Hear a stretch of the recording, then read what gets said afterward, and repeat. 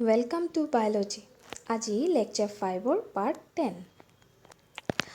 My dear student, আমি পঢ়ি আছো নিষেচনোত্তৰ পৰিঘটনাসমূহ আৰু যোৱা ক্লাছত আমি ভ্ৰূণ কোষৰ বিকাশৰ বিষয়ে পঢ়ি আহিলো আৰু ভ্ৰূণ কোষকৰ বিকাশ হৈছে নিষেচনোত্তৰ পৰিঘটনাৰ এটি বিশেষ পৰিঘটনা।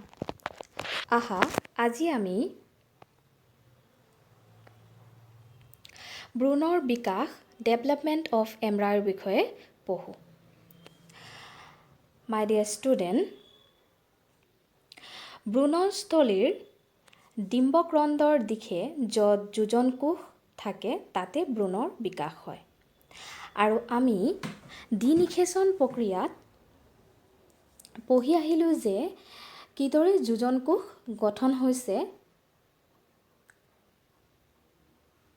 ভ্ৰূণস্থলীৰ ডিম্বক্ৰন্দৰ দিশে আৰু সেই যোজন কোষৰ থকা ডিম্বক্ৰন্দৰ দিশতে কি হ'ব? ভ্ৰূণৰ বিকাশ হ'ব। তাৰ অৰ্থ হৈছে যে যোজন কোষ বিকশিত হৈ ভ্ৰূণৰ গঠন কৰে। অ'কে, সকলোৱে বুজি পালা যে ভ্ৰূণৰ বিকাশ বা গঠন ক'ত হ'ব? ভ্ৰূণস্থলীৰ ডিম্বক্ৰন্দৰ দিশে য'ত যোজন কোষ গঠন হৈছে আৰু যোজন কোষ পৰৱৰ্তী অৱস্থাত বিকশিত হৈ কিহৰ গঠন হয়? ভ্ৰূণৰ গঠন হয়। অ'কে,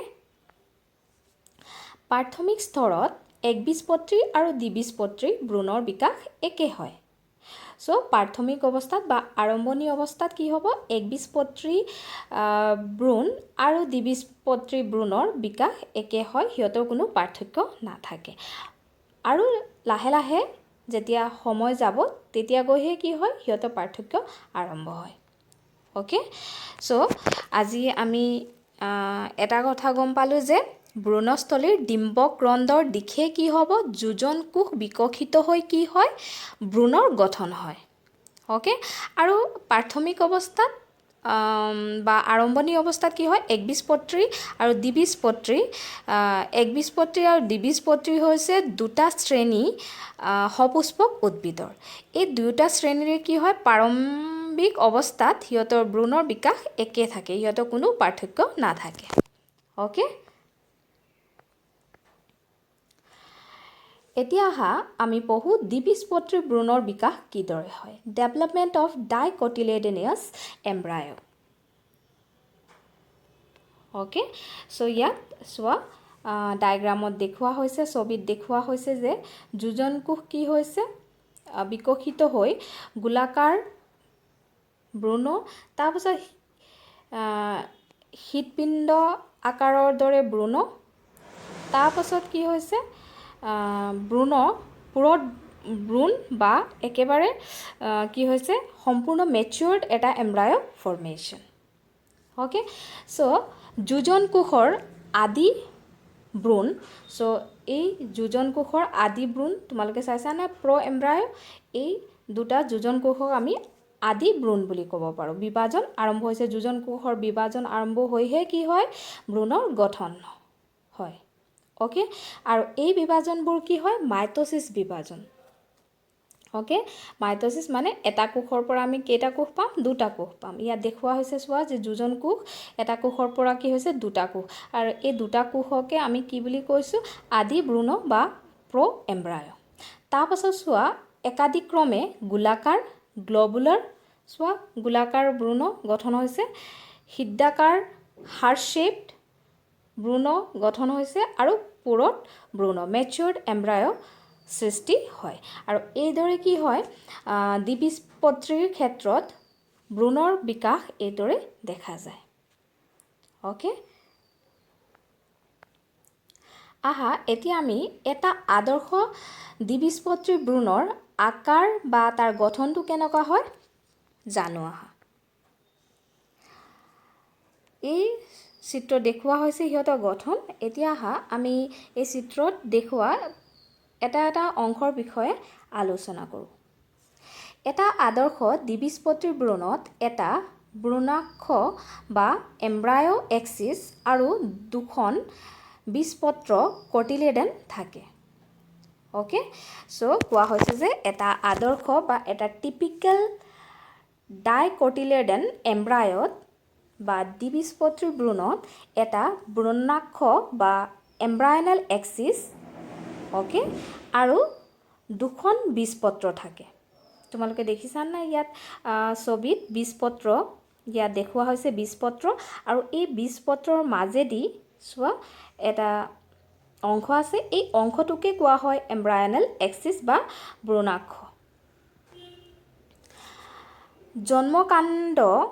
জন্মকাণ্ড দেখিছা নাই প্লুমুল বুলি কোৱা হয় বা ইয়াক কাণ্ডাগ্ৰা বুলিও কোৱা হয় অ'কে চ' এই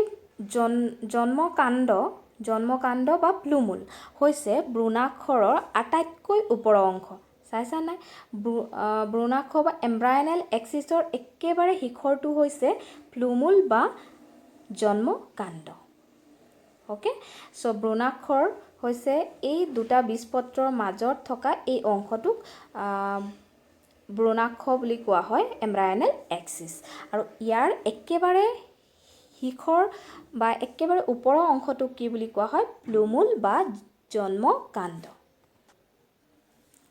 অৱকাণ্ড হাইপ'কটিল অৱকাণ্ড দেখিছানে ইয়াত দেখুওৱা হৈছে বীজপত্ৰৰ তলৰ চুঙাৰ দৰে গঠন এই বীজপত্ৰ দুটা যেতিয়া শেষ হৈ যায় ইয়াৰ পৰা চাবা যে এটা চুঙাৰ দৰে গঠন তৈয়াৰ হয় এই চুঙাৰ দৰে গঠনকে কোৱা হৈছে অৱকাণ্ড তাৰপিছত চোৱা ৰেডিকেল ভ্ৰূণমূল বা মূলাগ্ৰ অৱকাণ্ড আটাইতকৈ তলৰ ভাগটোক কোৱা হয় ভ্ৰূণমূল বা মূলাগ্ৰ আৰু মূলাগ্ৰটো মূলত্ৰ বা ৰুট কেপৰ দ্বাৰা আৱৰি থাকে বা ৰুট কেপে কি কৰে আৱৰি ৰাখে ইয়াক কভাৰ কৰি ৰাখে কাক ভ্ৰূণমূলক কোনে আগুৰি ৰাখে মূলত্ৰ বা ৰুট কেপে কি কৰে ইয়াক আগুৰি ৰাখে অ'কে চ' এইখিনিয়ে হৈছে এটা আদৰ্শ দ্বিবীজপত্ৰী ভ্ৰূণৰ গঠনৰ এটি চুটি টোকা আশা কৰিছোঁ সকলোৱে গম পালা যে এটা আদৰ্শ দ্বিবীজপত্ৰী ভ্ৰূণত কি উপস্থিত থাকে চ' প্ৰথমত আমি গম পালোঁ যে এটা আদৰ্শ দ্বিবীজপত্ৰী ভ্ৰূণত এটা ভ্ৰূণাক্ষ থাকে আৰু দুখন বীজপত্ৰ থাকে ভ্ৰূণাক্ষৰৰ একেবাৰে ওপৰৰ অংশটোক কোৱা হয় জন্মকাণ্ড বা কাণ্ডাগ্ৰা তাৰপাছত বীজপত্ৰৰ তলৰ চুঙাৰ দৰে এটা গঠন দেখা যায় এই গঠনটোক কোৱা হৈছে অৱকাণ্ডৰ একেবাৰে তলৰ ভাগটোক কোৱা হয় ভ্ৰূণমূল আৰু এই ভ্ৰূণমূলক কি কৰে এটা ঢাকনিৰ নিচিনা আগুৰি ৰাখে আৰু সেই অংশটোক কোৱা হয় ৰুট কেপ বা মূলত্ৰ অ'কে আহা এতিয়া আমি একবীজপত্ৰী ভ্ৰূণৰ গঠনৰ বিষয়ে আলোচনা কৰোঁ ইয়াত চোৱা ছবিখনত দেখুওৱা হৈছে যে কিদৰে একবীজপত্ৰী ভ্ৰূণৰ গঠন হয় আৰু বিভিন্ন অংশসমূহ চিহ্ন কৰা আছে আহা এতিয়া আমি এই অংশটোৰ বিষয়ে পঢ়োঁ একবীজপত্ৰীৰ ভ্ৰূণত মাত্ৰ এখন বীজপত্ৰ থাকে ইয়াৰ নামৰ পৰা আমি ধৰিব পাৰোঁ যে একবীজপত্ৰী কিহৰ কাৰণে দিয়া হৈছে কিয়নো সিহঁতত কেৱল মাত্ৰ এখনেই বীজপত্ৰ থাকে ভ্ৰূণত্ৰ যাক স্কুটেলাম বুলি কোৱা হয় ভ্ৰূণাক্ষৰ এটা কাষতে অৱস্থিত এতিয়া তোমালোকে চোৱা যে ভ্ৰূণাক্ষৰ এটা কাষত কি অৱস্থিত হৈ আছে ভ্ৰূণত্ৰ আৰু আনফিনে কি হৈছে কাণ্ডা আৱৰণ কাণ্ডাগ্ৰা এইবোৰ অৱস্থিত আৰু আনটো কাষত কি আছে স্কুটেলাম বা ভ্ৰূণত্ৰ ভ্ৰূণাক্ষৰৰ তল সীমান্তত ভ্ৰূণমূল দেখিছানে তলৰ একেবাৰে তলৰ সীমাত কি আছে ভ্ৰূণমূল আছে আৰু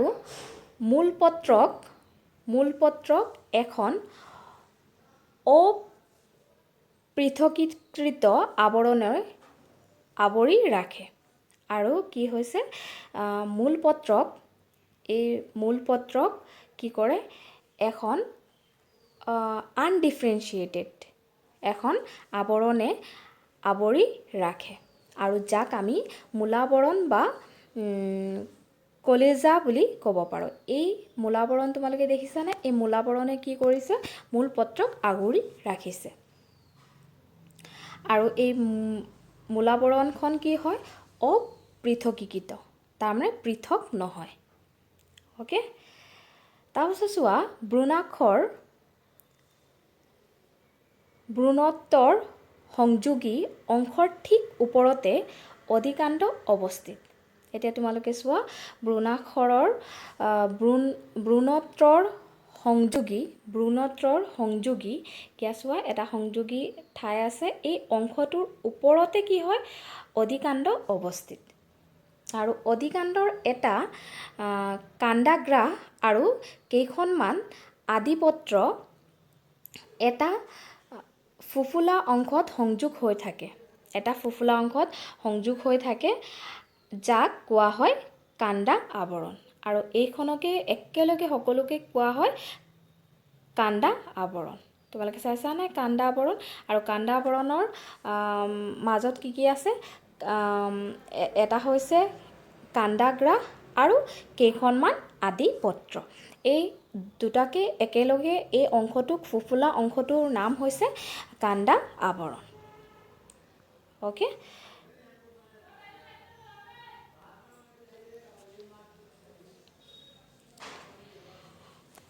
সো আজি আমি একবীজপত্ৰী ভ্ৰূণৰ গঠনৰ বিষয়ে পঢ়িলোঁ আৰু গম পালোঁ যে কি অংশ উপস্থিত থাকে একবীজপত্ৰী ভ্ৰূণৰ গঠনত ওকে সো একবীজপত্ৰী ভ্ৰূণৰ গঠনত কি অংশ থাকে ভ্ৰূণাকক্ষটো থাকিবই এই ভ্ৰূণাকক্ষৰ এটা কাষত কি অৱস্থিত হয় ভ্ৰূণত্ৰ বা স্কুটেলা আৰু ভ্ৰূণাক্ষৰ একেবাৰে সীমাত কি আছে ভ্ৰূণমূল আৰু মূলপত্ৰক আগুৰি এখন আৱৰণ থাকে সেই আৱৰণখন হৈছে মূলাৱৰণ আৰু ভ্ৰূণাকক্ষৰ ভ্ৰূণত্বৰ সংযোগী অংশৰ ঠিক ওপৰতে কি হয় আদিকাণ্ড উপস্থিত থাকে আৰু আদিকাণ্ডৰ এটা কাণ্ডাগ্ৰাহ আৰু কেইখনমান আদিপত্ৰ থাকে এইখিনিক একেলগে এটা ফুফুলা অংশ সংযোগ হৈ থাকে এই অংশক কোৱা হয় কাণ্ডা আৱৰণ ওকে সো আশা কৰিছোঁ তোমালোকে বুজি পালা যে কিদৰে ভ্ৰূণৰ বিকাশ আৰু গঠন হয় আৰু ভ্ৰূণৰ বিকাশ হৈছে নিষেচন উত্তৰ পৰিঘটনাৰ এটি বিশেষ পৰিঘটনা সো আশা কৰিছোঁ তোমালোকে বুজি পালা সো থেংক ইউ